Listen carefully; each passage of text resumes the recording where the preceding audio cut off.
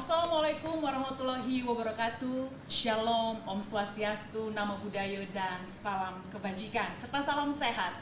Hai seluruh sahabat desa, apa kabar? Semoga Anda semua dalam keadaan sehat walafiat, dalam keadaan baik. Dan senang sekali pada kesempatan ini kita bisa berjumpa lagi di acara yang tentunya sudah dinanti-nantikan, Ngopi, Ngobrol Pintar, yang dipersembahkan oleh Akademi Desa, Kementerian Desa, Pembangunan Daerah Tertinggal dan Transmigrasi Republik Indonesia. Dan pada kesempatan ini sahabat ngopi, di tema kali ini bersama dengan saya Aurora Purba, kita akan ngobrol bersama membahas tentang partisipasi masyarakat dalam pembangunan desa. Tapi saya tidak sendiri. Saya bersama dengan dua narasumber yang telah hadir bersama-sama dengan kita. Kita akan berbagi cerita, edukasi, informasi bersama dengan dua narasumber yang telah hadir. Siapa mereka? Halo Bapak, apa kabar Pak? Halo, Terima kasih Mbak Ocha. Saya perkenalkan dulu satu persatu. Tentunya sudah familiar sekali sebenarnya, tapi tidak ada salahnya kalau kita perkenalkan kembali. Hadir bersama dengan kita ada Pak Fahri. Selamat siang Bapak. Selamat siang. Direktur Advokasi dan Kerjasama Desa dan Perdesaan, Kementerian Desa, Pembangunan Daerah Tertinggal dan Transmigrasi. Sehat ya Pak? Alhamdulillah sehat. Pak Dir, bisa disapa dulu teman-teman. Ini live Facebook, YouTube, dan juga Zoom. Wah, lengkap. Ramai sekali Pak Dir. Disapa dulu Pak Dir. Halo sobat desa semua, apa kabarnya? Saya berdoa semoga teman-teman selalu sehat dan tetap semangat mendampingi desa-desa. Sukses untuk semuanya. Baik, itu sapaan permulaan ya Pak Dir, masih panjang kebersamaan kita. Baik, selanjutnya ada narasumber kita yang kedua, Kepala Desa Cibiruwetan, Siap. Kecamatan Cileunyi, Kabupaten Bandung, Jawa Barat, ada Pak Kades Hadian Supriyatna. Selamat siang Pak Kades. Selamat siang. Sehat ya Pak Kades? Alhamdulillah. Jauh-jauh dari Bandung? Ya, Kapan tiba? tadi 1 jam sebelumnya. Oh, oke, baik. Sehat ya Pak Kades. Alhamdulillah. Boleh disapa dulu teman-teman Pak Kades, penggiat desa yang mengikuti Halo, acara ini. sahabat desa se-Indonesia, salam sejahtera. Assalamualaikum warahmatullahi wabarakatuh. Semoga senantiasa sehat dan optimis mengawal perubahan paradigma berdesa. Baik, wah luar biasa. Awalnya aja sudah semangat ini, semangatnya luar biasa, energinya bagus banget. Baik, tapi Pak Dir dan Pak Kades, Siap. ini kita disediakan kopi. Oh, Judulnya aja udah ngopi, ngobrol pintar. Jadi sebelum kita mulai kita ngopi dulu. siap. Angkat kopimu, Berdayakan desamu. silakan Pak Dir, Pak Kades. Dalam rangka pengawasan program Gerbang Desa Dinas Pemberdayaan Masyarakat dan Desa One Village One Company, pimpinan dan anggota Komisi 1 Dewan Perwakilan Rakyat Daerah Provinsi Jawa Barat melaksanakan kunjungan kerja ke Kabupaten Bandung dan yang dipilih adalah Desa Cibiruwetan. Bersamaan dengan kunjungan anggota dewan tersebut, hadir pula Direktur Advokasi dan Kerjasama Desa dan Pedesaan, Direktorat Jenderal Pembangunan Desa dan Pedesaan Kementerian Desa, PDT dan Transmigrasi Muhammad Fahri. Dalam kunjungan tersebut, anggota DPRD Provinsi Jawa Barat melakukan diskusi bersama pemerintah desa di Saung Sekolah Desa terkait desa digital. Dan Direktur Advokasi Kerjasama Kementerian Desa PDTT mengunjungi greenhouse sebagai perwujudan ketahanan pangan Desa Cibiruwetan melalui kelompok usaha tani.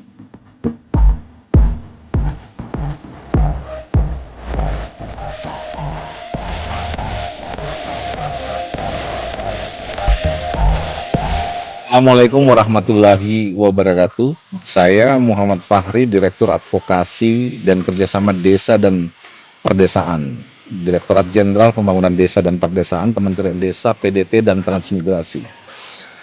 Saat ini saya berada di Desa Cibiruwetan, Kabupaten Bandung, Provinsi Jawa Barat. Cibiruwetan ini dikenal dengan Desa Segudang Prestasi.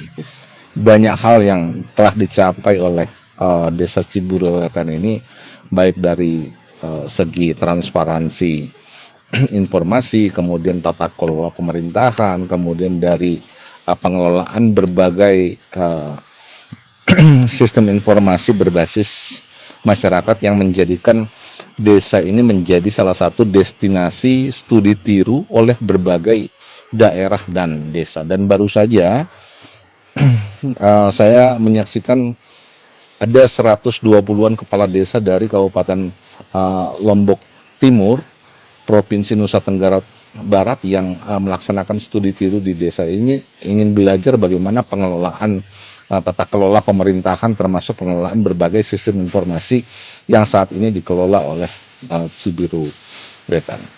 Sistem informasi ini sangat penting, gitu, terutama menjadi basis dalam perencanaan.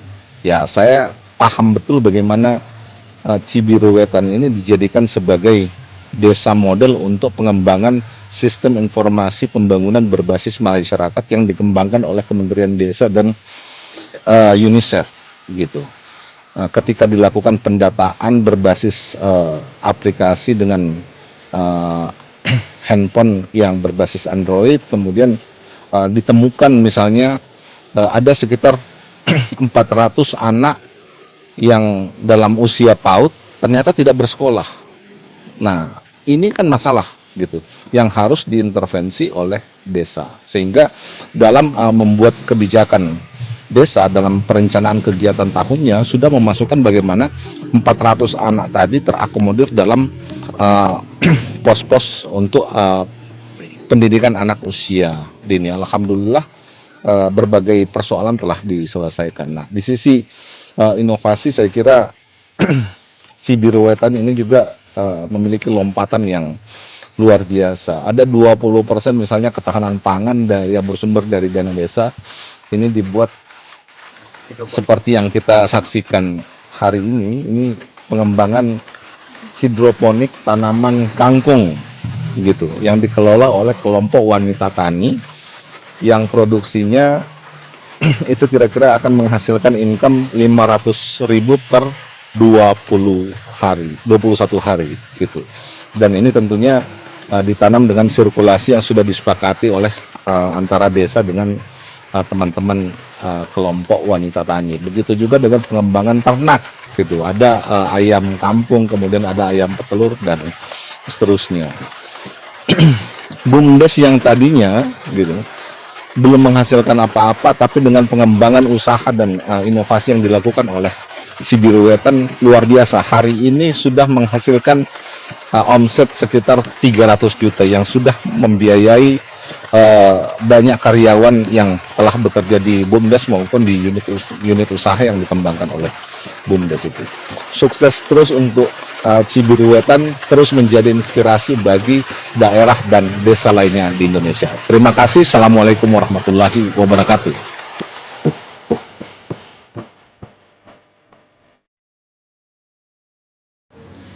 Baik, sahabat desa, kita bergabung lagi.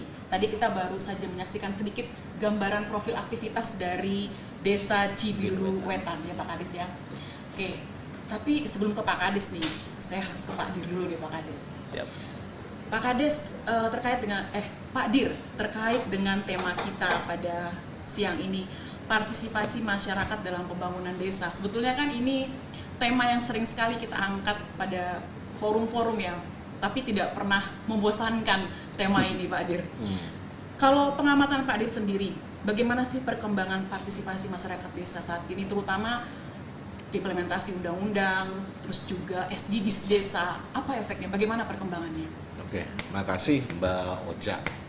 Terkait dengan tema yang hari ini kita angkat, yaitu partisipasi masyarakat dalam pembangunan desa. Saya ingin merefleksi sedikit ya. Kita bedah undang-undang desa. Kalau kita masuk di undang-undang desa, kata partisipasi atau partisipatif sendiri itu 9 kali diulas di dalam undang-undang desa. Teman-teman semua bisa mengecek di dalam undang-undang desa. Bahkan menurut kami ini menjadi salah satu ciri atau kekhasan dari undang-undang desa soal partisipasi. Karena tujuan pembangunan desa itu kan ada 4 sebenarnya. Mengurangi kemiskinan, meningkatkan kesejahteraan, kemudian mengurangi disparitas, kesenjangan dan seterusnya, dan menjadikan masyarakat sebagai subjek dari pembangunan desa. Nah, bicara soal subjek pembangunan desa ini, tentu kata kuncinya adalah partisipasi. Seberapa besar pelibatan masyarakat dalam seluruh tahapan yang ada di desa, mulai dari perencanaan, pelaksanaan, sampai dengan melakukan evaluasi. Kemudian mari kita menilik dari tataran implementasi. Ini hal yang luar biasa gitu. Desa-desa yang karakternya itu informatif, terbuka, bahkan menyampaikan seluruh kegiatannya di berbagai tempat-tempat publik itu cenderung partisipatif, cenderung banyak melibatkan masyarakat di dalam semua tahapan yang tadi saya bilang, mulai dari perencanaan, pelaksanaan sampai dengan pelibatan. Ada hal yang menarik sebenarnya yang kami temukan, misalnya di salah satu desa di Kabupaten Flores Timur. Di sana ada satu desa yang pernah diundang oleh Bappenas menjadi salah satu narasumber di Indonesian Development Forum. Yang diundang adalah ketua BPD-nya. Ternyata yang menariknya, di desa tersebut sudah menetapkan tanggal 24 Juni sebagai hari perencanaan desa. Jadi semua masyarakat di situ bersepakat karena sudah ada perdesnya juga. Ketika tanggal 24 Juni semuanya meninggalkan aktivitasnya dan berkumpul bersama membahas apa yang dilakukan oleh berbondong-bondong menentukan berpartisipasi untuk ikut serta menentukan siapa pemimpin desanya yang akan membawa atau menentukan arah kebijakan pembangunan desa di masa yang akan datang. Dan gini Pak Dir, tadi tuh Pak Dir sudah bercerita implementasi langsung di desa, contoh ada di Flotim ya Pak Dir. Tapi sebetulnya ini menggelitik sih, pertanyaannya simpel saja Pak Dir. Memangnya kenapa kalau mereka tuh harus berpartisipasi? Kenapa mereka tuh nggak nerimo aja ya elit desa mau bikin apa ya sudah ikut saja gitu. Tapi kenapa? Ya karena semua masyarakat memiliki hak sebenarnya untuk mengusulkan apa yang menjadi kebutuhan desanya. Gitu. Seperti yang kami sampaikan di awal tadi, desa-desa yang cenderung lebih terbuka, transparan dan seterusnya itu biasanya pelibatan masyarakat atau partisipasi masyarakatnya cukup tinggi. Nah, seringkali kan kita mendengar keluhan dari masyarakat, loh kok kebijakan desa seperti ini, kebijakan seperti ini. Tapi ternyata setelah kita cek, mereka juga tidak mau melibatkan diri dalam musyawarah desa misalnya, padahal sudah diundang oleh kepala desa, padahal sudah dilibatkan. Nah, sehingga dengan pola partisipasi ini diharapkan pembangunan atau arah pembangunan desa sesuai dengan apa yang menjadi usulan atau aspirasi masyarakat. Kembali lagi bahwa mereka tuh subjek.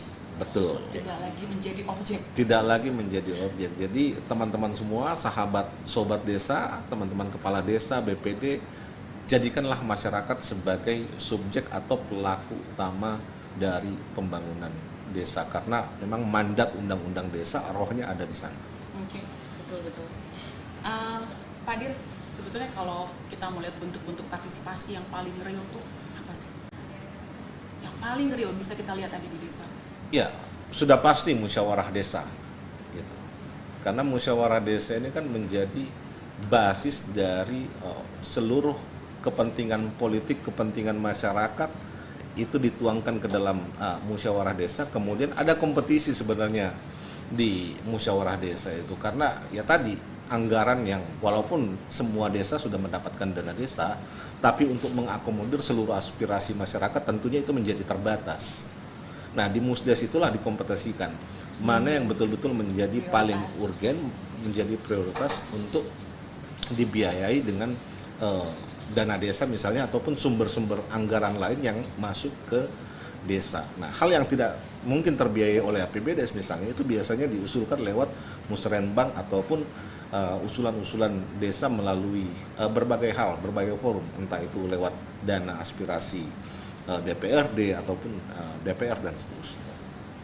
Baik. Jadi Musdes ini menjadi salah satu ciri dari pelibatan partisipasi. Ada hal lain adalah misalnya kalau kita bicara konteks peran pendamping dalam partisipasi pembangunan desa. Sebenarnya di mana sih peran pendamping ini? Apakah di Musdes? Saya menyatakan tidak, gitu. Kenapa? Karena pendamping itu tidak punya suara di Musdes, tidak punya hak suara. Apalagi kalau dia berasal dari desa lain, gitu. perannya di mana?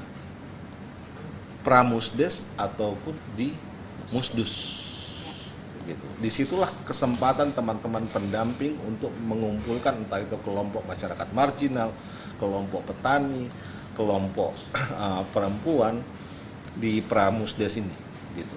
Membahas misalnya kelompok perempuan, apa sih yang menjadi kebutuhan dari para perempuan di desa ini, entah itu kami butuh satu usaha simpan pinjam karena banyak sekali usaha-usaha perempuan yang dijalankan oleh masyarakat di desa. Nah, ini perlu disuarakan di dalam Musdes nantinya. Nah, sehingga forum Pramusdes ini nanti biasanya mengutus salah satu jubirnya untuk hadir di musyawarah desa.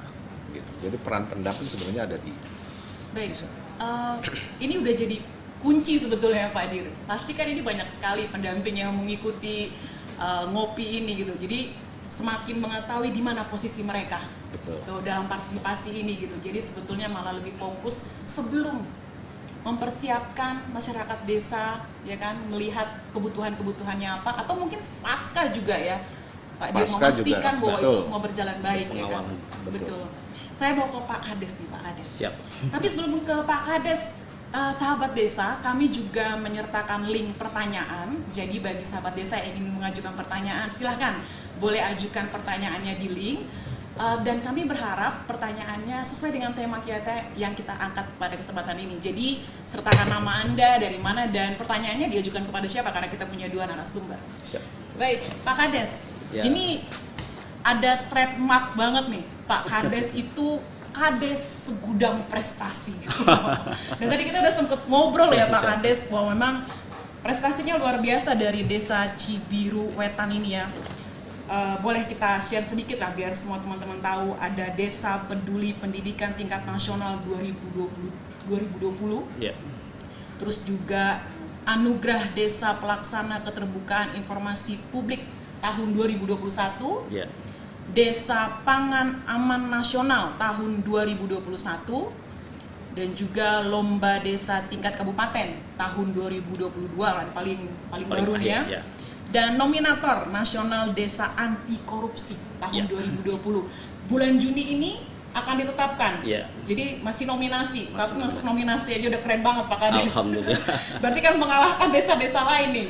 Dan kalau dari desa, dari individu Pak Kades sendiri ini ada prestasi juga, pemangku ketahanan pangan tingkat Kabupaten Bandung. Ya. Wah, kalau kita dengar prestasinya, sepertinya gambaran desanya udah ada di kepala kita nih.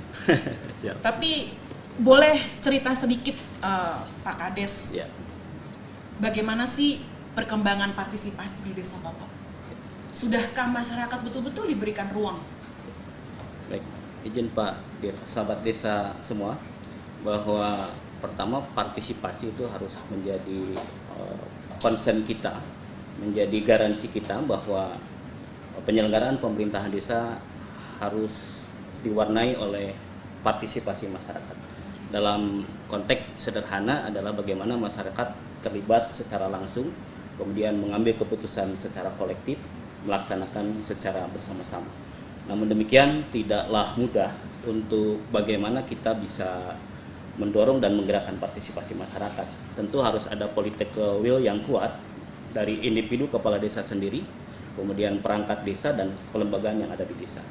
Nah, strategi yang kami lakukan untuk menggerakkan partisipasi masyarakat, pertama adalah dengan membangun trust kepada publik. Kalau trust sudah terbangun, masyarakat memiliki keyakinan arah kebijakan yang akan kita laksanakan sesuai visi misi yang ditawarkan pada proses pemilihan kepala desa. Nah, trust itu dibangun dengan langkah berikut, yaitu membangun keterbukaan informasi publik. Jadi kita menetapkan peraturan-peraturan desa yang menggaransi hak rakyat dalam pembangunan. Tadi Pak Dir ngomong bahwa kenapa harus partisipasi, karena itu hak rakyat. Kemudian keterbukaan informasi itu bagian dari pemenuhan hak rakyat juga untuk melaksanakan kontrol publik. Jadi publik mengontrol dan kita sediakan ruang-ruangnya. Di desa kami Cibiru Wetan yang kebetulan urban, tentu waktu untuk berpartisipasi sangat terbatas, sehingga kita melakukan transformasi digital untuk mewadahi partisipasi masyarakat, sehingga musdes-musdes kita di live secara streaming, kemudian masyarakat bisa mengikuti di mana saja berkomentar. Kemudian kita mengoptimalkan fungsi kelembagaan yang ada. Selama ini BPD yang menjalankan fungsi monitoring evaluasi, kemudian membahas dan menyepakati perdes serta menilai kinerja kepala desa. Kita beri ruang, beri akses untuk informasi penganggaran dan lain-lain. Kemudian kita optimalkan fungsi kelembagaan desa yang ada dengan tidak membolehkan rangkap jabatan dalam kelembagaan desa, sehingga akan lebih banyak orang yang terlibat. Kemudian kami memaknai partisipasi juga dalam konteks SDGs membangun jejaring masyarakat politik, DPRD, kemudian juga perguruan tinggi menjadi bagian yang merespon langkah-langkah pembangunan dengan berbagai kapasitas yang dimiliki. Sehingga dengan cara itu masyarakat juga tergerak, kemudian masyarakat memiliki optimisme untuk bersama-sama dan merasa memiliki terhadap arah kebijakan pembangunan yang kita lakukan. Itu yang sementara kita lakukan.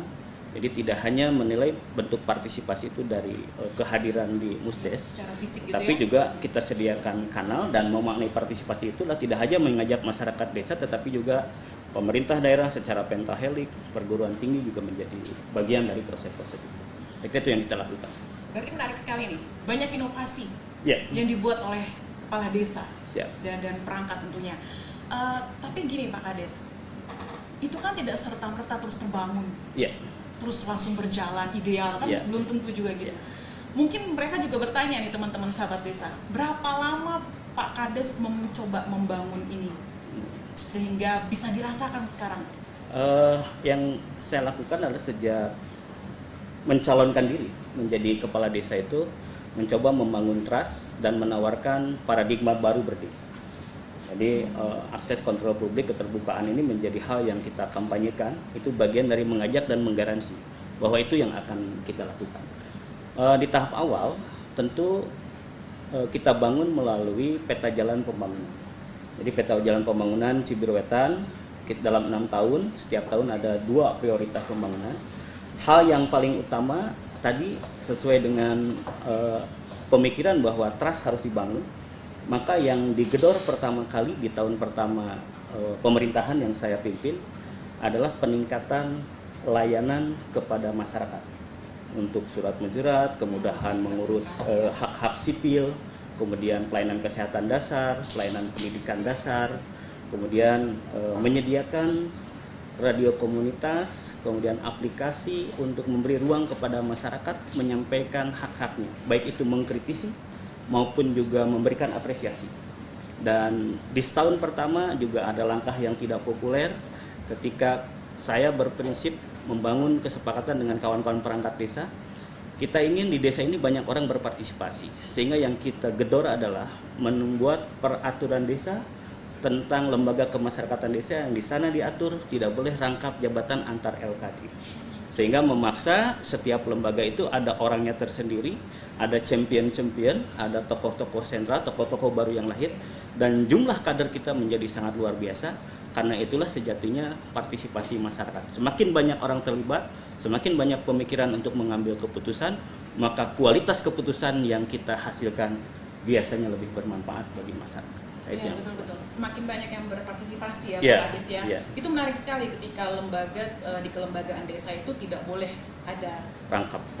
Itu menarik sekali gitu. Karena kalau di lapangan kan masih sering kita lihat itu sebetulnya. Dan itu Akhirnya tidak itu populer. lagi. Di awal kami dimusuhi.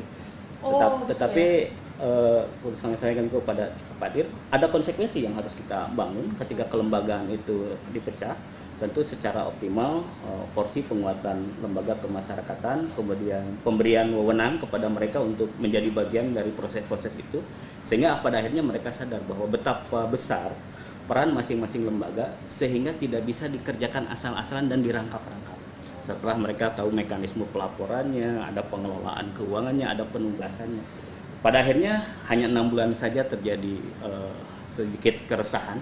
Tapi kita bisa lihat dalam 2 tahun ini beberapa prestasi atas dukungan masyarakat dan semua pihak. Kita bisa balikan kenyataan bahwa istilah di desa itu lu lagi, kalau kita konsisten dan dibuat regulasi, itu bisa kita pecahkan. Semua bisa bergerak. Ya, semua berpartisipasi ya, Yeah. Pak Kades. Jangan ada lagi lu lagi. L4. Iya, benar-benar. Kendala apa, Pak? Pasti ada kendalanya. Kendalanya tadi kan ya, kami di desa memiliki political will bahwa partisipasi masyarakat, hak rakyat dalam pembangunan itu kita garansi. Sehingga kita menggunakan aplikasi Simpel Desa untuk memudahkan pelayanan cukup dengan Android. Kita melaksanakan sensus partisipatif dengan Android juga untuk SIPBM. Dan luar biasa partisipasi dunia pendidikan, SMA negeri, MOU dengan desa membuat SMA terbuka.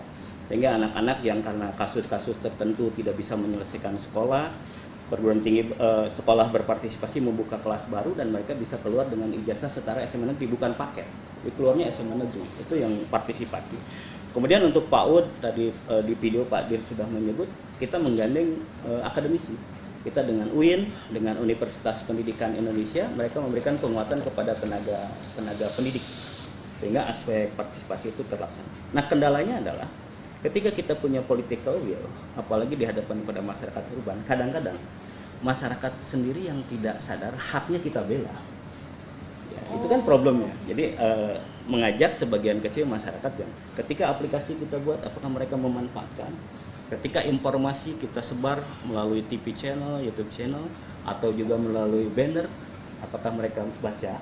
Sehingga upaya yang desa lakukan adalah tetap mengharuskan mereka tahu.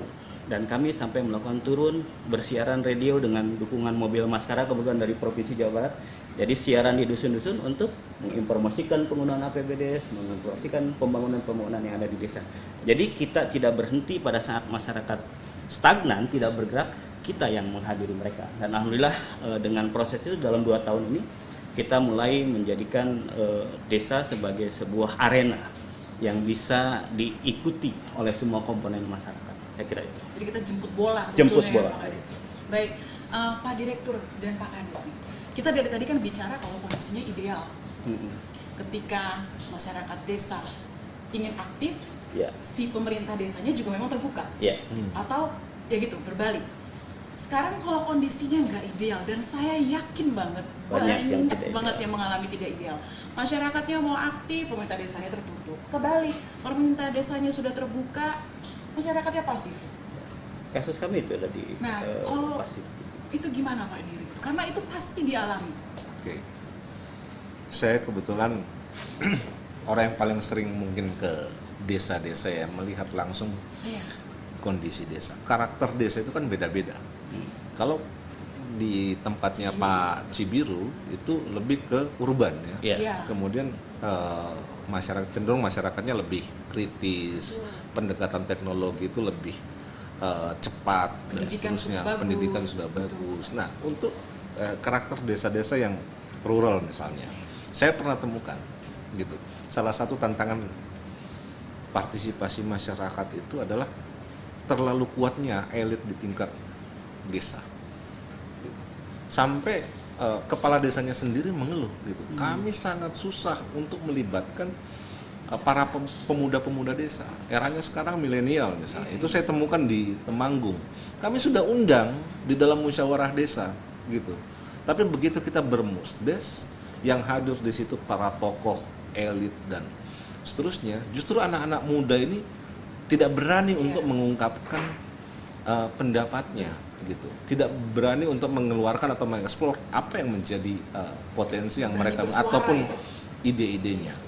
Nah, sehingga ini menjadi tantangan bagi desa. Akhirnya desa bikin apa? Bikin sebuah semacam camping ground gitu di atas bukit.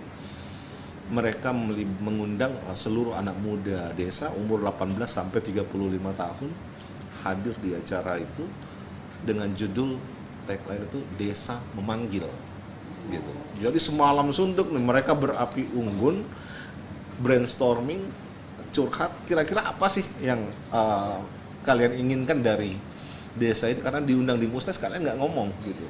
Ternyata melalui forum yang seperti itu keluar tuh semua unek-uneknya para milenial di desa. Termasuk di situ kesempatan bagi pemerintah desa untuk menggali potensi SDM yang ada di pemuda masing-masing. Nah, dengan begitu desa bisa melakukan pemetaan dengan tepat. Akhirnya beberapa orang dari anak muda tersebut langsung direkrut oleh desa dijadikan pengurus BUMDes ataupun usaha yang ada di BUMDes dengan berbagai skill yang mereka miliki. Jadi itu kan kondisinya tetap ada pedulinya desa, makanya mereka Betul. memanggil gitu kan. betul. Ya, jadi masalah ini masyarakatnya susah banget Pak. Saya ada mungkin, kejadian. saya kira Ciberwetan memang urban ya, tapi dalam konteks bagaimana kita di awal harus melakukan konsolidasi itu penting. Jadi saya kira di desa rural ataupun urban sama.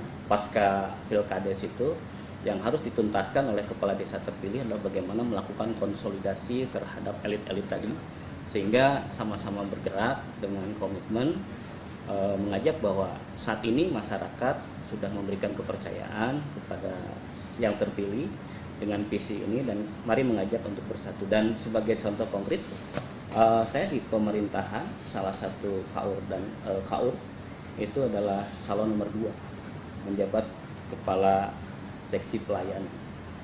Kemudian di beberapa Jadi saingan ya. di Sudah kompetisi di di beberapa LKD tadi, di LPM anggotanya mungkin ada yang sebagian dari tim sukses calon yang belum berhasil. Oke. Kemudian di BPD juga sama. Tetapi dengan sistem keterbukaan bahwa kita membuka bahwa aspek transparansi akuntabilitas penyelenggaraan pemerintah desa, dan kita ajak untuk melebur melaksanakan visi bersama.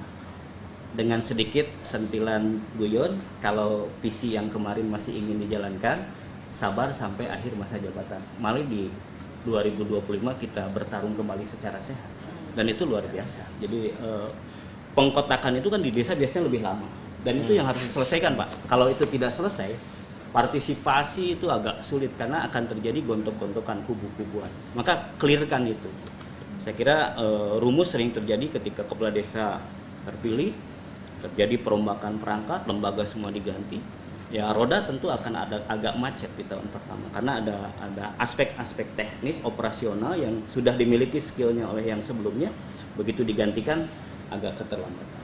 Saya kira itu problem yang juga ingin saya bagi ke kawan-kawan se-Indonesia. Betul. Jadi pengalaman juga ya Pak Iya. Kades. Baik, Pak Dir tadi juga sempat menyinggung Musrembangdes. Ya. Ini kan memang sebuah wadah yang kita semua tahu di situ sebetulnya. Ruhnya. Partisipasi, ya kan, partisipasi masyarakat terlihatnya sebenarnya di situ. Tapi ada banyak kasus ternyata Pak Dir. Mereka merasa dilibatkan tuh justru hanya ketika pelaksanaan. Di perencanaannya tidak terlibat, pengawasannya apalagi, pemanfaatannya apalagi. Jadi hanya ketika pelaksanaan baru diajak, baru ini. Jadi nggak berjalan Pak Dir. Padahal Musrembangdes itu wadahnya kita. Gimana Pak Dir? Sebenarnya itu yang implementasi yang keliru ya.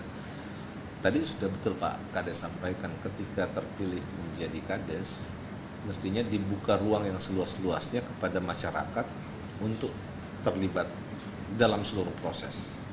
Bahkan Ciberwetan sendiri bukan hanya lewat musyawarah desa, bukan hanya lewat musrembang, tapi ada kanal-kanal yang mereka buat sendiri sebagai wadah masyarakat untuk menyuarakan apa yang menjadi keresahannya.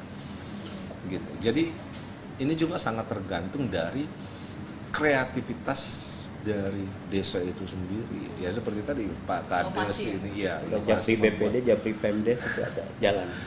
gitu.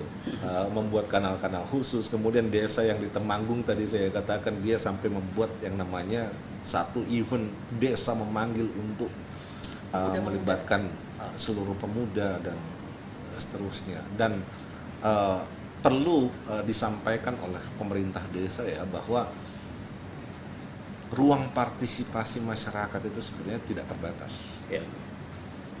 Mulai dari proses perencanaan, pelaksanaan sampai dengan evaluasi, pengawasan. Karena partisipasi itu akan meningkatkan kepercayaan publik sebenarnya. Gitu. Dengan banyak masyarakat yang terlibat, berarti kan pemerintahannya menjadi semakin terbuka. Gitu. Apapun yang dilaksanakan oleh masyarakat, apapun yang dilaksanakan oleh pemerintah dapat dilihat langsung oleh masyarakat. Inilah yang disebut sebenarnya pengawasan berbasis masyarakat gitu. Ketika masyarakat dilibatkan penuh dalam semua tahapan dan proses yang ada. Karena kualitas pembangunan itu sendiri kan sangat tergantung dari salah satunya partisipasi masyarakat.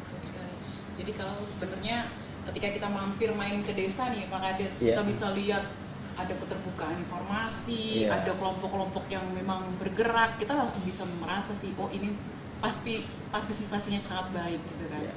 Baik, ada sedikit ini pernah saya ada pengalaman di desa. Ada bahkan yang mungkin mengatakan desa tuh juga, pemerintah desa tuh juga pilih kasih Pak Kades. Kadang-kadang memandang status sosial nih, kalau di Muslim Bangdes, kalau dia pendidikannya nggak bagus, ekonominya nggak bagus, itu nggak didengar suaranya. Dan itu mungkin juga terjadi, kita nggak bisa pungkiri kan. Itu gimana Pak Kades? Mungkin bisa kasih solusi lah pengalaman Pak Kades. Ya, kalau saya lebih menjawab dengan apa yang kami implementasikan ya di desa. Pertama, secara individu, kepala desa banyak melakukan aktivitas, melakukan kunjungan ke kantong-kantong masyarakat, kemudian memperhatikan mereka-mereka yang menyandang permasalahan sosial. Misalnya konkretnya kita bentuk kampung lansia, kemudian kita bentuk ikatan keluarga penyandang disabilitas, problem anak, kita bentuk paralegal untuk penanganan kasus hukum anak, bagaimana keamanan juga anak dengan ketika menggunakan kendaraan ojek dan lain-lain, kita bentuk juga ojek ramah anak. Kemudian pemeranan lembaga BPD. Lembaga BPD itu selaku lembaga yang menjalankan fungsi menampung aspirasi masyarakat, membahas menyepakati peraturan desa, dan menilai kinerja kepala desa. BPD kami sepakati untuk melaksanakan forum-forum, namanya kita sebut rapat dengar pendapat. Dia mendatangi kelompok-kelompok masyarakat tanpa kecuali sampai ke level RT, RW, dan dusun. Kemudian secara individu kami jalan BPD rapat rutin setiap malam Kamis, dan mereka membawa informasi.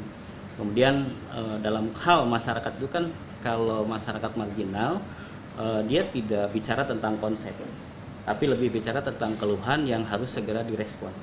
Misalnya di desa Cibiruwetan, mereka yang sakit, kadang-kadang ada problem tidak bisa datang ke rumah sakit karena persoalan angkutan, transport, dan lain-lain. Sehingga desa menjawab dengan menyediakan mobil ambulan yang hasil iuran masyarakat, tetapi anggaran untuk operasionalnya kita sediakan, termasuk untuk insentif kader yang mengantar, insentif driver, bahkan untuk pengurusan administrasi surat menyurat. Jadi perbanyak dari sisi kita menjadikan fungsi pelayanan kepada mereka. Jadi itu yang harus kita bangun, dan sebenarnya celah-celah inilah yang mungkin kalau kita sharing dengan kawan-kawan pendamping yang harus diisi terhadap pemerintahan desa, karena yang kita hadapi bisa jadi pemerintah desa sudah sangat hatam dengan regulasi, sudah sangat mahir dengan administrasi, tetapi aspek-aspek humanis, bagaimana penyadaran bahwa selaku pengemban amanah masyarakat adalah mengambil bagian dalam pelayanan publik, sehingga itu bagian juga dari mewadahi partisipasi aspirasi. Kemudian kanal-kanal tadi yang disebut Pak Direktur, kita membangun karena masyarakat urban membutuhkan platform pelayanan yang praktis. Kita bangun Simpel Desa untuk administrasi, tetapi untuk menginformasikan, karena seringkali masyarakat seudon ya, desa melakukan apa, apakah kepala desa tidur gitu.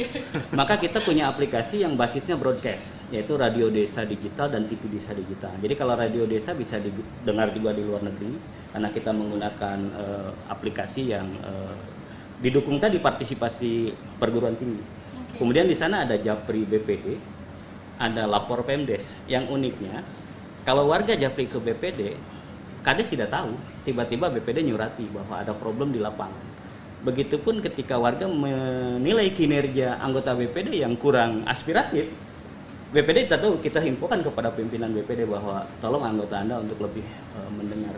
Kemudian juga kita sediakan juga semacam media untuk masyarakat dimanapun menunjukkan aktivitasnya.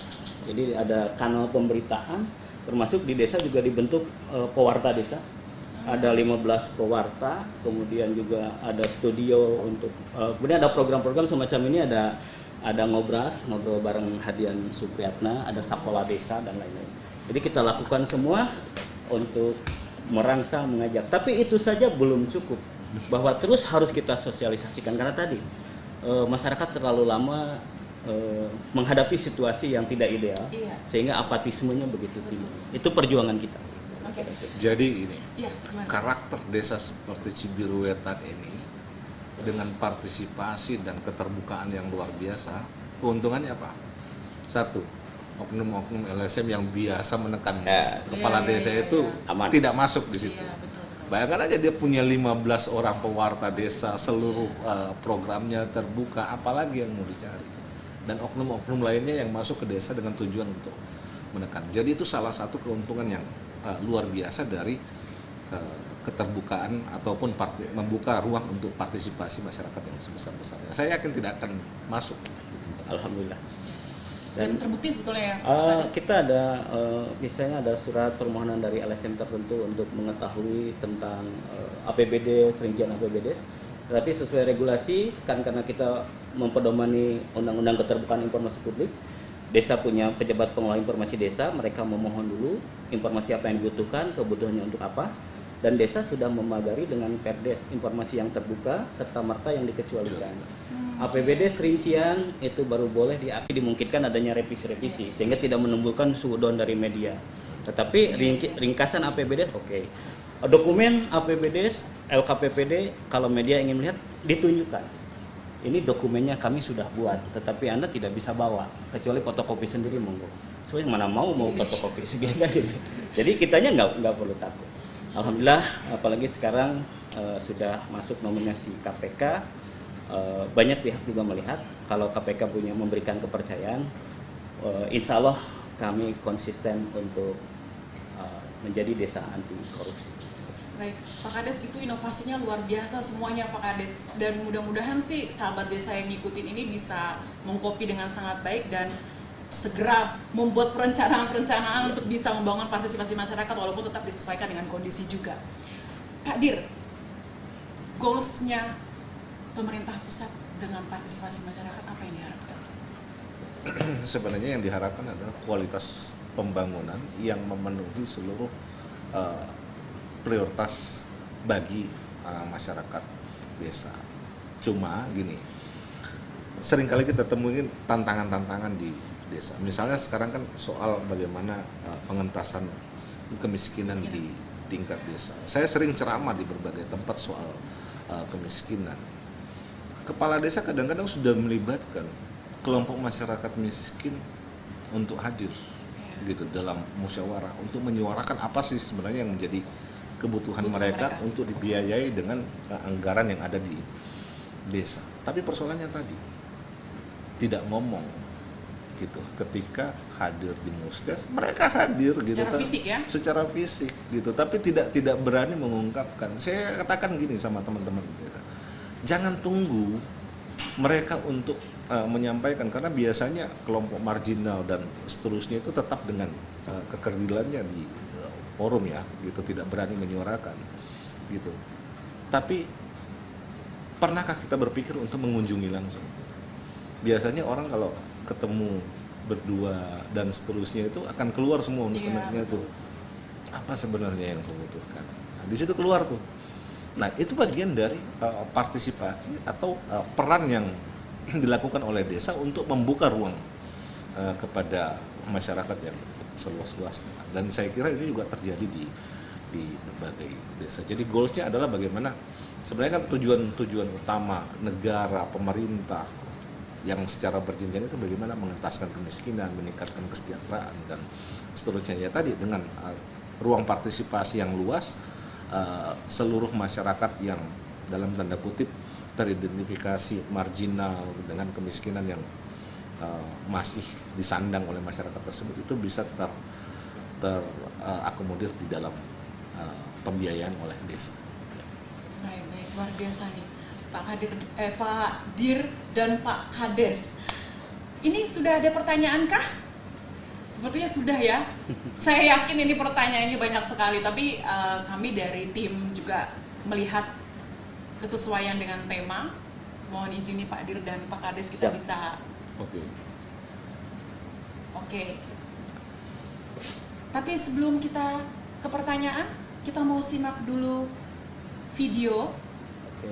Video ini juga menceritakan tentang aktivitas dan juga bagaimana partisipasi masyarakat di Desa Cibiru Wetan. Kita simak bersama.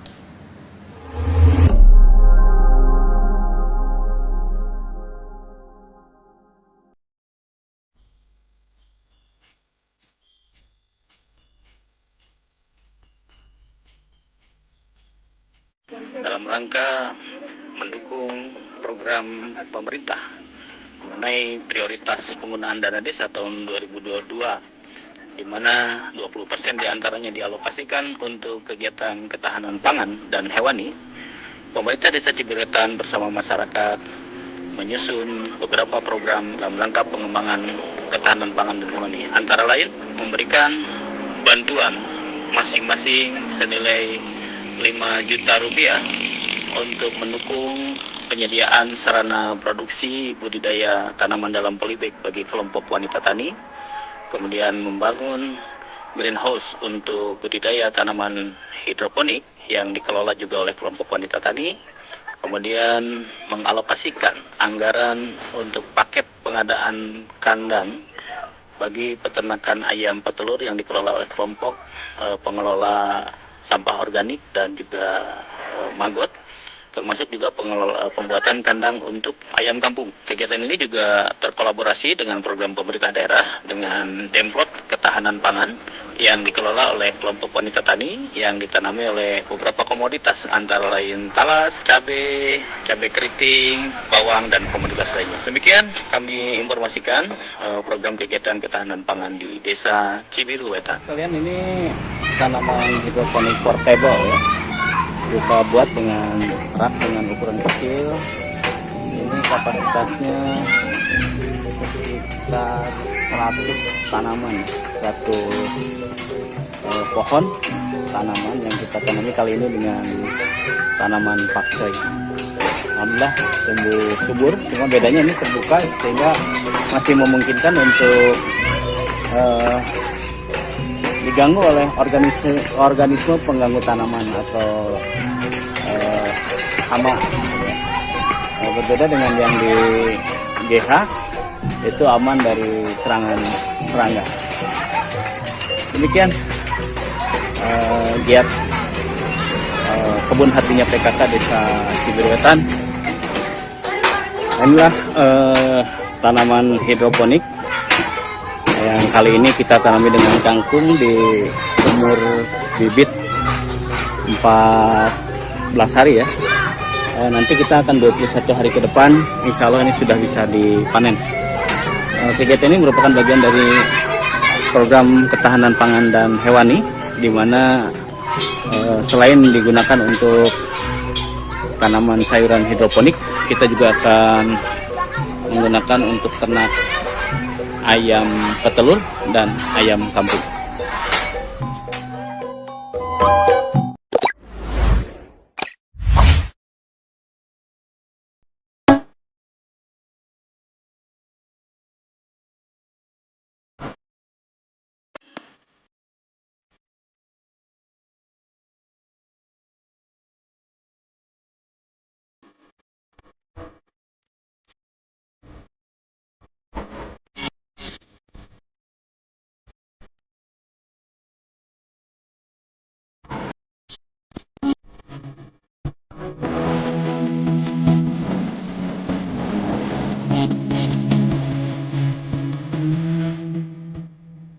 Pemberdayaan dan Kesejahteraan Keluarga Desa Cibiru Wetan yang selanjutnya disebut TPPKK Desa adalah lembaga kemasyarakatan sebagai mitra kerja pemerintah desa dan organisasi kemasyarakatan lainnya yang berfungsi sebagai fasilitator, perencana, pelaksana, pengendali, dan penggerak pada masing-masing jenjang.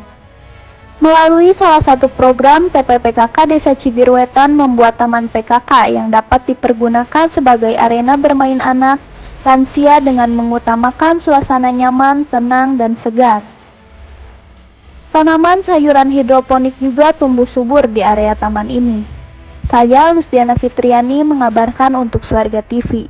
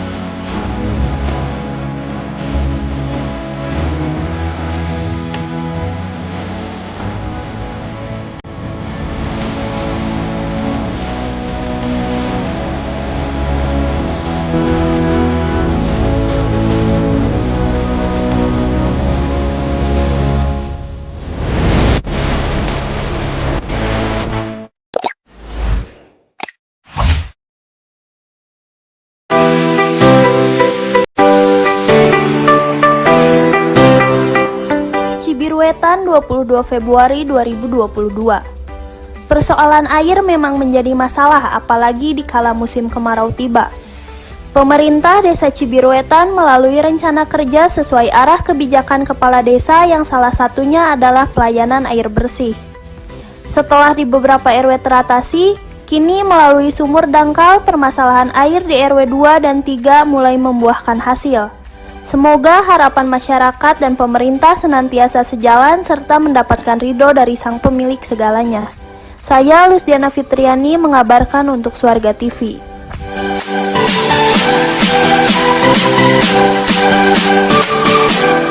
Syukur alhamdulillah upaya untuk mengatasi masalah kekeringan rawan air bersih di RW 2 dan RW 3 pada saat musim kemarau. Pemerintah desa sudah mengupayakan untuk membuat sumur dangkal dan alhamdulillah pada ketinggian 68 meter kita bisa mendapatkan air bersih yang cukup konsisten. Ini sudah diuji beberapa jam dengan debit 1 in, kemudian dialirkan setengah in. Kualitas air cukup jernih dan cadangan airnya cukup luar biasa. Mudah-mudahan ini menjawab persoalan kekeringan di RW 2 dan RW 3 Cirebon.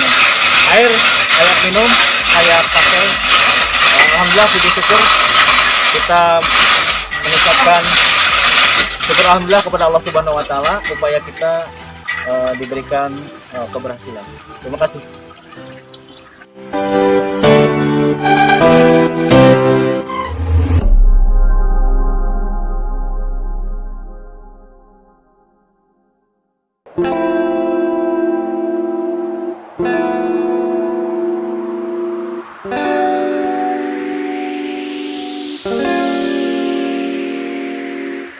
Saya mengkolaborasikan pembuatan kopi tradisional dengan teknik yang tradisional menggunakan alat rock presso dan saya memakai espresso base-nya. Perpaduannya dengan peut. Peut itu adalah saripatinya sebelum menjadi gula aren. Jadi saripatinya gula aren gitu. Antara espresso dan si peut itu di blending sama si fresh milk dengan menggunakan metode yang manual sangat natural gitu. Kopi tradisional dari Manglayang diperpadukan dengan peut Cisewu, kampung Cisewu, sangat mantap dan kalian harus mencoba itu semua. Kedai Tarang Ngopi di Desa Cibiru Wetan, Kampung Pamubusan. Silakan Anda mencoba rasa dari aren latte-nya. Saya tunggu.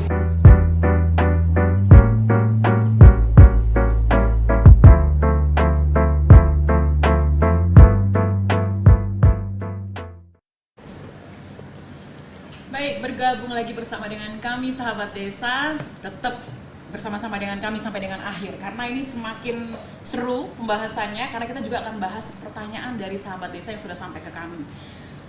Pak Dir dan Pak Kades, Siap. kita sama-sama. Ini ada pertanyaan dari Nuzuli bertanya, ini dari YouTube Pak Dir dan Pak Kades. Bagaimana cara yang harus kita lakukan agar masyarakat bisa menjadi masyarakat yang berpartisipasi aktif dan bagaimana juga caranya mengembalikan kepercayaan masyarakat dalam sebuah musyawarah. Ini mungkin secara teknis langsung Pak Kades. Pak Dir dulu monggo. Atau Pak Dir? Oke. Sebenarnya banyak cara yang bisa dilakukan ya untuk menumbuhkan kesadaran masyarakat itu dalam berpartisipasi di semua tahapan. Tapi ini biasanya dilakukan lewat forum-forum non formal. Jadi seperti ngopi seperti saat ini kita lakukan gitu. Karena kalau forum-forum yang sifatnya formal itu ya masyarakat biasanya merasa itu tidak menarik dan disinilah sebenarnya dituntut peran pendamping. Karena salah satu peran pendamping yang mestinya dimiliki adalah bagaimana mengorganisir masyarakat, menumbuhkan rasa kesadaran untuk terlibat dalam entah itu musdes ataupun menyuarakan hak-hak mereka di dalam forum-forum desa gitu. Nah, forum-forum informal ini menjadi efektif gitu. Mestinya kan teman-teman pendamping turun tuh temui satu persatu tokoh-tokoh kunci yang ada di desa ataupun siapapun mereka melihat bahwa ini sosok yang strategis yang mestinya bisa diajak untuk menyuarakan apa yang menjadi hak-hak masyarakat di desa. Jadi memang tantangannya adalah soal penyadaran gitu. Bagaimana teman-teman pendamping ataupun pemerintah desa menyadarkan masyarakatnya untuk terlibat dalam berpartisipasi dalam entah itu musyawarah desa atau apapun itu, sehingga suaranya bisa lebih didengarkan gitu. Karena sekali lagi partisipasi itu adalah hak masyarakat gitu, untuk menyuarakan apapun. Pak Kades pernah melakukan forum-forum informal yang tadi dibilang Pak Dir? Alhamdulillah kita banyak melaksanakan forum-forum informal, baik itu melalui aktivitas keseharian, kadang-kadang kegiatan di antara hajatan, misalnya kita hadir ngobrol dengan tokoh, itu juga menjadi forum informal. Kemudian rutin saya kira di beberapa desa di bulan suci Ramadan kita melaksanakan tarawih keliling, selepas itu menjadi forum informal. Bahkan tadi ada kedai kopi yang talentanya itu dilatih oleh desa, kemudian dibantu juga peralatannya, sehingga dia berpartisipasi juga untuk mentransformasi pengetahuannya kepada yang lain. Tetapi di aktivitas kepala desa ngopi, kadang-kadang kita ngabarin tokoh-tokoh tertentu yang ingin sebenarnya kita advokasi untuk mensupport gagasan-gagasan desa dengan pendekatan ngopi, ini luar biasa. Jadi pendekatan ngopi, forum-forum itu kemudian kalau terhadap milenial, kita pahami, dengarkan apa yang menjadi kebutuhan mereka, dan kita jangan sok tahu dulu merencanakan ini padahal itu bukan kebutuhan gitu. Iya, Nah, kemudian kalau tadi pertanyaannya bagaimana menumbuhkan itu, kepala desa bagaimanapun adalah jabatan politik, dan politisi itu harus dipercaya adalah konsistensi janji-janji. Jadi sesuai dengan peta jalan tadi, setiap tahun kita akan membangun apa, lokasinya di mana. Jadi masyarakat yang belum kebagian sudah tahu giliran saya tahun berapa. Tetapi tidak menutup mata bahwa fakta kemarin di tengah pandemi ada pergeseran-pergeseran, tapi ketika itu dijelaskan kepada masyarakat dan digaransi pada saat situasi keuangan sudah memadai, termasuk juga bagaimana desa mencari cara membangun jejaring dengan masyarakat politik, dengan DPRD, kemudian dengan LSM. Beberapa problem yang kemarin tergeser refocusing dana desa itu bisa kita tuntaskan sehingga tetap bisa menjaga konsistensi dan masyarakat tetap punya trust terhadap pemerintah. Itu yang kita lakukan. Jadi kita juga harus mengerti bahwa itu adalah tanggung jawab ya Pak Kades ya. Jadi jabatan itu amanah gitu kan. Dan juga saya menarik bahwa ternyata ada banyak cara kok sebetulnya, asalkan mau berinovasi gitu, dan juga pemerintah desa mau buka diri ya Pak Kades. Baik, pertanyaan kedua teman-teman. Ada dari Kalista Komputer Izin, namanya menarik. Min, gimana caranya desa bisa mendapatkan bantuan seperti radio desa, jaringan internet desa, dan sebagainya, sehingga desa bisa lebih lagi dalam melaksanakan informasi dan menghimpun relasi? Mungkin kalau ini secara teknis ya, sebenarnya di Permendagri 20 tentang pengelolaan keuangan desa, itu kode-kode anggaran belanja di bidang pemerintahan, pembangunan, dan pemberdayaan itu sudah sangat jelas. Kemudian di dalam prioritas penggunaan dana desa kan juga ada belanja untuk pengembangan informasi desa. Baik itu belanja jejaring, sumbernya bisa dari ADD atau bisa dari DD, bahkan bagaimana desa menyiapkan aplikasi untuk pelayanan publik dalam membuat jejaring informasi desa. Sehingga sarannya adalah jangan terbelenggu dengan nomenklatur. Kadang-kadang dalam implementasi pembelanjaan mungkin jenis ini, ya jelaskan saja kepada pihak-pihak yang verifikasi ini loh yang dimaksud gitu. Karena kan di Permendagri 20 tentang keuangan desa itu ada kode ring 90 sampai 99 100 yang bisa kita gunakan untuk kegiatan-kegiatan yang secara bidang masuk ke dalam hal tersebut, tetapi secara jenis kegiatan tidak nampak di kode ring. Itu sebenarnya tinggal bagaimana kita mampu mengelaborasi regulasi dan kita konsultasikan tentu supaya tidak salah. Tetapi sejauh ini Cibiruwetan membelanjakan untuk 19 RW internetnya gratis. Kemudian kita punya radio komunitas Pirantinya, studionya itu juga dari belanja-belanja yang dilakukan dari dana desa dengan melihat prioritas penggunaan dana desa. Saya kira itu sudah sangat jelas. Jadi dikolaborasikan. Tetapi untuk teknologinya kita tadi memanfaatkan kebetulan Kabupaten Bandung kan banyak perguruan tinggi ternama. Kita membuka diri dengan kerjasama MOU. Kita saat ini misalnya kita punya aplikasi Balai Desa yang bisa melayani kebutuhan masyarakat, informasi, data, dan sampai ke pemantauan situasi lapangan untuk bagaimana aplikasi dan lain-lain, itu dengan memanfaatkan jejaring perguruan tinggi dan ada support skill, walaupun secara material desa yang harus punya kemampuan untuk belanja. Saya kira ruang-ruang itu sudah jelas, tinggal dielaborasi saja. Terima kasih. Saya tertarik Pak Kades, teknologi. Teknologi ini kan efeknya juga belum tentu harus baik. Iya, iya. Apalagi masyarakat desa. Ada banyak nilai-nilai. Kemarin kita baru memperingati Pancasila, Iya. Pak Dir, ya kan? Iya. Ada banyak nilai-nilai dalam Pancasila. Tentunya kehadiran teknologi ini bisa menggerus nilai-nilai itu, Iya. ya kan? Jadi walaupun kita ingin desa tuh melek informasi, desa melek internet dan segala macam, tapi kan kita juga harus mawas diri.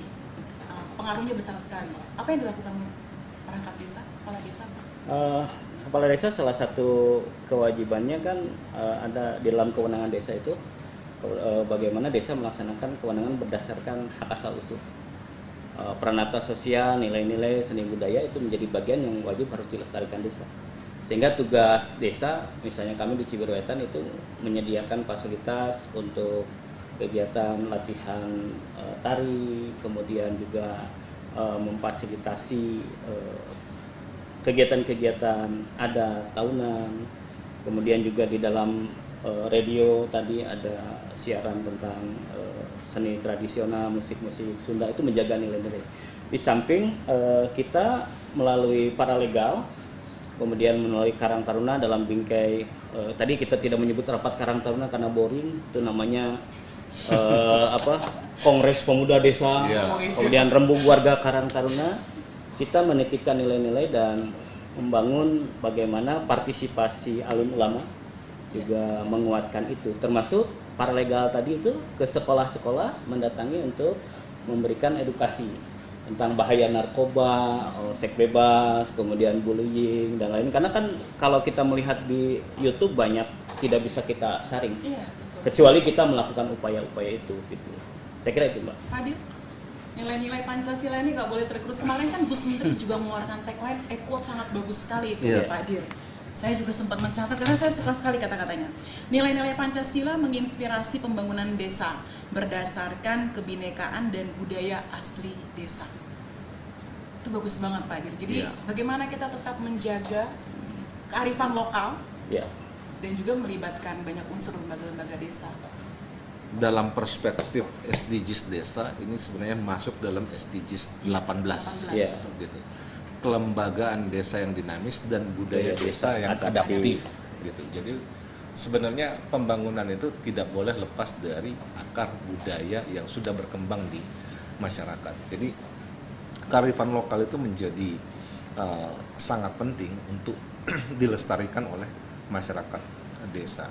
Forum-forum kebudayaan di desa, forum-forum yang selama ini sudah tumbuh dan berkembang di desa, ya tidak boleh hilang dengan perkembangan teknologi. Memang tantangan dari transformasi teknologi ini adalah itu sebenarnya, minimnya partisipasi masyarakat dan seterusnya. Tapi ingat, desa itu akan kuat ketika budaya dan kearifan lokalnya juga bisa dilestarikan gitu.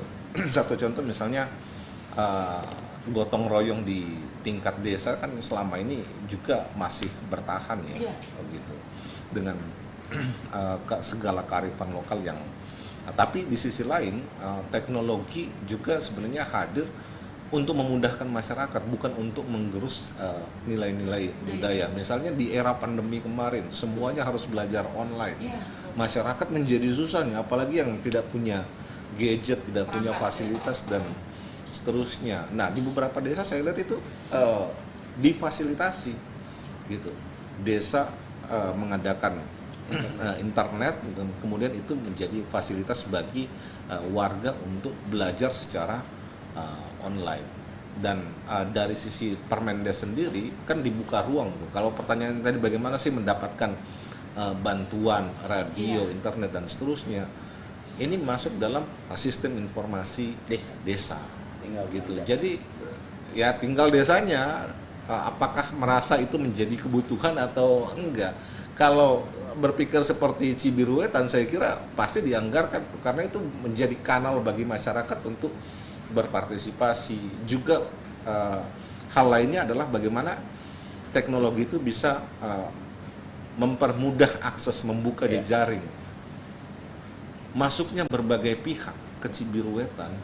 Itu salah satunya karena satu, YouTube-nya aktif, media sosialnya aktif, gitu. Kemudahan yang didapatkan oleh warga di sana. Semua RT di sana punya internet gratis, ya. Semua RW, 19 Semua RW di 19 RW. Yang itu difasilitasi oleh desa. Nah, dengan begitu, ini kan informasinya menjadi menyebar, gitu. Pihak lain bisa melihat potensinya. Makanya masuk dari UIN, masuk dari ITB kemarin yang Perguruan tinggi ya. Temu Padir juga dari ITB. ya, ITB kemarin yang saya temui dengan mengembangkan berbagai aplikasi. Aplikasi ini cocok kayaknya diimplementasikan di Cibiruetan. Nah, dengan mengimplementasikan itu, ya tentu itu bisa mengoptimalkan potensi yang ada di desa. Oke. Jadi sebenarnya teknologi apapun tetap harus bijak dalam penggunaan. Bijak dalam penggunaan. Betul. Baik, kita ke pertanyaan ketiga. Ada dari, wah ini PLD nih Pak Dir, pendamping lokal desa Ahmad Wildan Zahrowan. Nah, semoga masih mendengarkan. Pertanyaannya, bagaimana cara efektif untuk menumbuhkan dan meningkatkan kesadaran masyarakat agar berperan serta aktif dalam pembangunan desa? Kata kuncinya cara yang efektif, Pak Kadis. Ya, izin Pak Dir, karena saya sangat tertantang dengan pertanyaan ini. Iya. Yang pertama saya ingin mengajak, kebetulan pertanyaan ini kan dari kawan-kawan PLD. Iya, betul. Pertama-tama pastikan kita menyadari betul bahwa yang didampingi oleh kawan-kawan PLD desa sebagai sebuah arena. Jadi memandang desa itu kolektif, wilayahnya, masyarakatnya, kelompok-kelompoknya, pemerintahannya, dan lembaganya. Selama ini asumsi yang terbangun kan kawan-kawan pendamping itu mendampingi pemerintahan desa, paling banter ke lembaga kemasyarakatan. Itu yang mungkin nampak, tetapi saya yakin banyak pendamping-pendamping yang progresif. Tetapi jauh maha penting dari pendampingan ketika kita punya sudut pandang yang menginventarisir. Ini relasi hubungannya desa kuat, masyarakat kuat. Berarti kan bagus ya. Kemudian masyarakat punya keinginan tinggi, desa lemah. Desa punya keinginan tinggi, masyarakat lemah. Maka kawan pendamping akan melihat ketika desanya sudah membuka diri, kemudian ada problem bagaimana respon masyarakat kesadaran akan haknya, maka kawan-kawan pendamping proporsi hadir, mendampingi, memprovokasi, mengedukasi, berarti langsung terjun ke kelompok-kelompok masyarakat, menyadarkan pentingnya mengambil bagian dalam proses-proses penyelenggaraan pemerintah desa. Kalau itu tidak dilakukan dan hanya menjadi pertanyaan saja sebagai bagian dari rumus, obat, atau resep, saya kira resep tidak akan sama di setiap daerah. Tetapi action, bagaimana sih sebenarnya kita paham giroh siapa yang harus didampingi. Publik sadarkan akan hak-haknya, dan dengan sadar hak-haknya dia akan kontrol pemerintahan. Dengan sendirinya ringan juga tugas pendampingan. Saya kira seperti itu.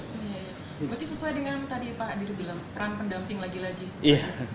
Kehadiran pendamping itu akan lebih dirasakan ketika dia mampu melihat apa yang tak tampak, Iya. mendengarkan apa yang tak terucap, Iya. ataupun membaca apa yang tak tertulis. Jadi pendamping itu bukan sosok seperti Sinterklas yang datang ke desa memberikan bantuan dan seterusnya, tapi dia mampu mendengarkan, mampu melihat situasi yang berkembang, kemudian mampu berkomunikasi dan menumbuhkan kesadaran mereka untuk terlibat aktif. Jadi forum-forum informal lah yang menjadi kata kunci. Kalau forum informal berarti kan kunjungan dari pendamping kepada kelompok-kelompok marginal, kelompok perempuan, kelompok petani untuk melakukan pemetaan secara komprehensif. Gitu. Apa yang menjadi permasalahan? Karena musdes itu isinya cuma dua sebenarnya, permasalahan atau potensi.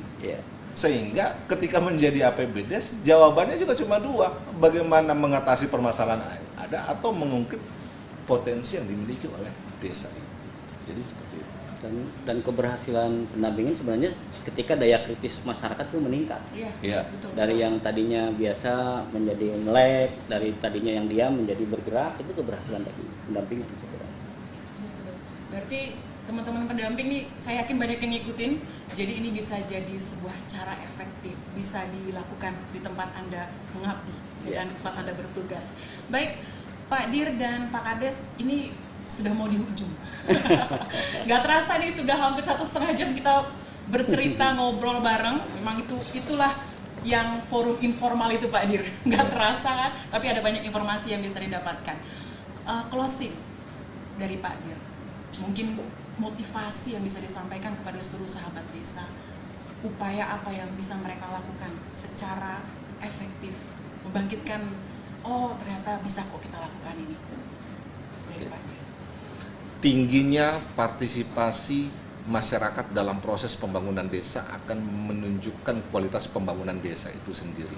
Untuk itu, teman-teman pendamping perannya sangat dibutuhkan untuk mendampingi desa, menumbuhkan partisipasi masyarakat desa melalui forum-forum informal tadi, termasuk forum-forum pramusdes ataupun musdus. Tetap semangat mendampingi desa. Untuk teman-teman perangkat desa, kepala desa, tetap semangat untuk membuka ruang partisipasi seluas-luasnya kepada masyarakat desa sehingga kualitas pembangunan kita akan menjadi lebih meningkat. Pak Kades, motivasi secara langsung Pak Kades. Kalau kami mengajak kepada semua pihak, mari kita yakinkan para pengambil keputusan di desa bahwa setiap pengambilan keputusan agar mampu mendorong partisipasi, pastikan kualitas siapa saja yang hadir mengambil keputusan, kemudian kualitas keputusannya, dan jadikan musyawarah desa adalah kerja budaya. Itu yang penting. Dan yang terakhir adalah tanamkan kesatuan teori, nilai, dan tindakan. Jadi partisipasi jangan hanya menjadi gagasan, tetapi itu menjadi political will dan menjadi konsep yang dijalankan secara konsisten oleh semua pihak. Saya kira itu. Baik. Poinnya, saya tertarik Pak Kades, tadi sempat kita ngobrol bahwa keapatisan masyarakat itu jangan menjadi halangan. Jangan menjadi halangan, harus tantang. Tapi harus menjadi tantangan. Sehingga membuat kita juga ingin melakukan yang terbaik untuk perkembangan partisipasi masyarakat di desa. Terima kasih Pak Direktur, Baik. Pak Kades, luar biasa. Ngopi lagi. Oh, sebelum penutup kita ngopi dulu. Kita ngopi dulu. Angkat kopimu. Angkat kopimu. Berdayakan desamu. Mantap. Dan sembari ngopi, Pak Dir dan Pak Kades, sebagai penutup, saya punya pantun. Bilang cakep ya. Bilang cakep ya. Oke. Bulan puasa ada buah kurma. Cakep. Bulan biasa ada buah pepaya. Cakep. Mari berpartisipasi membangun desa bersama untuk ciptakan desa maju dan berdaya. Cakep. Luar biasa. Terima kasih Pak Direktur, Pak Kades atas waktunya bersama-sama dengan kami, dan kepada seluruh sahabat desa kami mengucapkan terima kasih atas kebersamaan dan partisipasi sahabat desa selama acara ini berlangsung. Dan saya Aurora Purba beserta dengan seluruh tim kerabat kerja dari Ngopi Desa, Kementerian Desa, Pembangunan Daerah Tinggal dan Transmigrasi mohon diri, sampai jumpa pada lain kesempatan, dan jangan lupa untuk tetap menantikan dan menyaksikan Ngopi Ngobrol Pintar pada episode selanjutnya. Terima kasih, salam sehat, salam sukses. Wassalamualaikum warahmatullahi wabarakatuh. Waalaikumsalam warahmatullahi wabarakatuh. Alhamdulillah.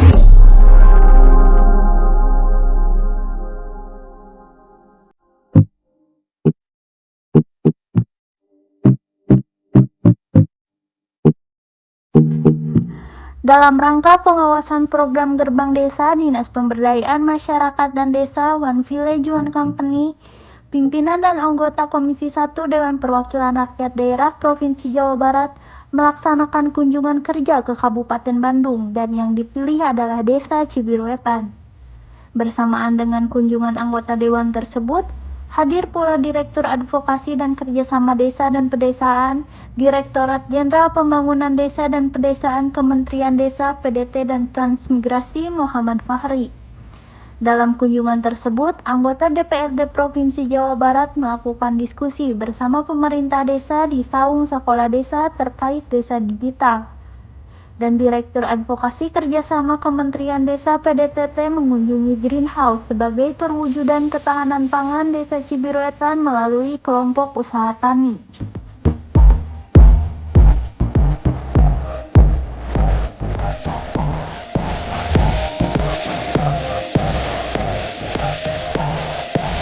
Assalamualaikum warahmatullahi wabarakatuh. Saya Muhammad Fahri, Direktur Advokasi dan Kerjasama Desa dan Perdesaan, Direktorat Jenderal Pembangunan Desa dan Perdesaan, Kementerian Desa, PDT, dan Transmigrasi.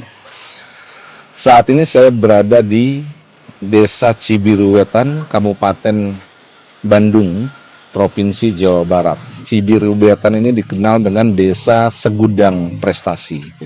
Banyak hal yang telah dicapai oleh Desa Cibiruwetan ini, baik dari segi transparansi informasi, kemudian tata kelola pemerintahan, kemudian dari pengelolaan berbagai sistem informasi berbasis masyarakat yang menjadikan desa ini menjadi salah satu destinasi studi tiru oleh berbagai daerah dan desa. Dan baru saja saya menyaksikan ada 120-an kepala desa dari Kabupaten Lombok Timur, Provinsi Nusa Tenggara Barat yang melaksanakan studi tiru di desa ini, ingin belajar bagaimana pengelolaan tata kelola pemerintahan, termasuk pengelolaan berbagai sistem informasi yang saat ini dikelola oleh Cibiruwetan.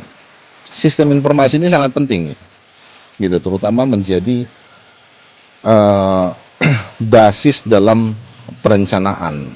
Ya, saya paham betul bagaimana Cibiruwetan ini dijadikan sebagai desa model untuk pengembangan sistem informasi pembangunan berbasis masyarakat yang dikembangkan oleh Kementerian Desa dan UNICEF, gitu. Ketika dilakukan pendataan berbasis aplikasi dengan handphone yang berbasis Android, kemudian ditemukan misalnya ada sekitar 400 anak yang dalam usia PAUD ternyata tidak bersekolah. Nah, ini kan masalah, gitu, yang harus diintervensi oleh desa. Sehingga dalam membuat kebijakan desa dalam perencanaan kegiatan tahunnya sudah memasukkan bagaimana 400 anak tadi terakomodir dalam pos-pos untuk pendidikan anak usia dini. Alhamdulillah berbagai persoalan telah diselesaikan. Nah, di sisi inovasi saya kira Cibiruwetan ini juga memiliki lompatan yang luar biasa. Ada 20% misalnya ketahanan pangan yang bersumber dari dana desa ini dibuat seperti yang kita saksikan hari ini pengembangan hidroponik tanaman kangkung, gitu, yang dikelola oleh kelompok wanita tani yang produksinya itu kira-kira akan menghasilkan income 500.000 per 21 hari, gitu. Dan ini tentunya ditanam dengan sirkulasi yang sudah disepakati oleh antara desa dengan teman-teman kelompok wanita tani. Begitu juga dengan pengembangan ternak, gitu. Ada ayam kampung, kemudian ada ayam petelur dan seterusnya. BUMDes yang tadinya, gitu, belum menghasilkan apa-apa, tapi dengan pengembangan usaha dan inovasi yang dilakukan oleh Cibiruwetan luar biasa. Hari ini sudah menghasilkan omset sekitar 300 juta yang sudah membiayai banyak karyawan yang telah bekerja di BUMDes maupun di unit usaha yang dikembangkan oleh BUMDes itu. Sukses terus untuk Cibiruwetan, terus menjadi inspirasi bagi daerah dan desa lainnya di Indonesia. Terima kasih. Assalamualaikum warahmatullahi wabarakatuh.